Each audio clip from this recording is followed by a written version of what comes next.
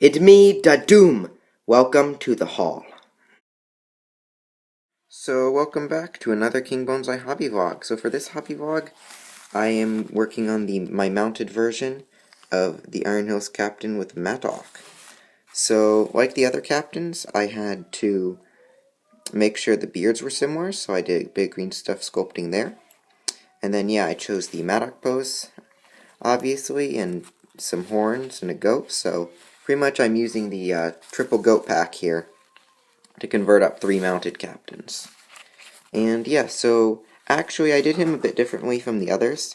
I actually did the fur on the shoulders before I did the cape. I would always advise doing the cape and then the fur on the shoulders because it can go over the cape. The only reason I did the fur first is because I had some extra green stuff, but not enough to do a cape. And I just, decided to make sure I used that green stuff. So yeah, I sculpted the mohawk, which I pretty much just put on a little, rounded snake of green stuff on his head, and then just sculpted it with a scalpel, flattened it on the top, and then just put lines in it on the side. And yeah, I used my basic fur technique, which I have a video on, for the shoulders. And then I just sculpted a cloak. Pretty much I just rolled out a flat piece and then cut it to size. Flat piece of green stuff, and then kind of sculpted it over the captain.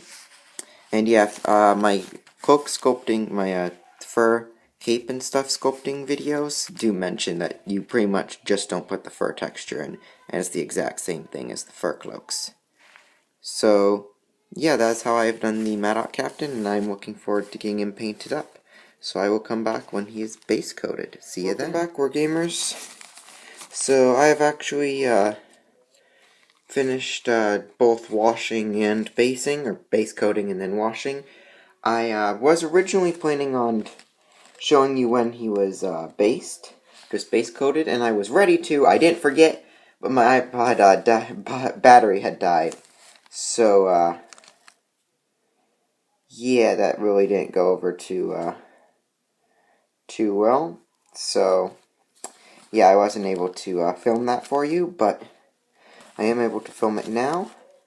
So yeah, for the goat, it was similar to my Gundabad flesh scheme. It was the lighter version, creamy white, Void 1 flesh and Dawnstone. The black areas were Bad and Black. The steel metallic was Lead Belcher and Cantor Blue. The red was Gorn Red. And the brown was Rhinoxide. Left that open, whoops. And the flesh was Bestigor flesh. So yeah, and then for the washes, I did Nuln Oil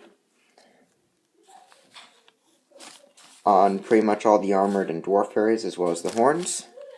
Then for the face, I did Reikland Flesh Shade. And on the goat, I did Reikland Flesh Shade mixed with Gorthor Brown. Now, I also did on the gold areas, because of the gold green I go for from the Weta Workshop books. Really, the art design books and Art of War, like the Weta books are just amazing and are really good, really help my painting. Nuln Oil and Warpstone Glow is what I mixed in, so yeah, you can use Nuln Oil as a base for really any dark wash you want. And it's really easy to mix into washes to make your own, so I can highly recommend that. But yeah, so that is how I have done it, and yeah, I will come back once he is highlighted. So welcome back. So yeah, I have finished doing my Iron Hills Captain, and by doing that I mean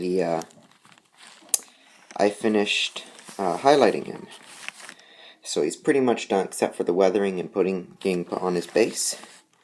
So yeah, I can't remember whether or not I did the washes, but if I forgot to record the washes, then it's just the normal way that I've done the last several guys for their washes.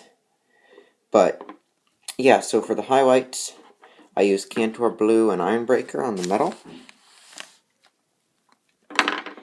On the gold, I used Gehenna's Gold and Auroric Armor Gold.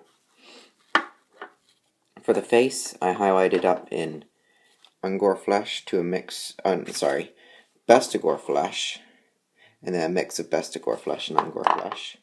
For the goat was highlights up but getting lighter and lighter till just cremate white, white one flesh and dawnstone, and then the horns were just cremate white, dawnstone, getting lighter and lighter up to cremate white.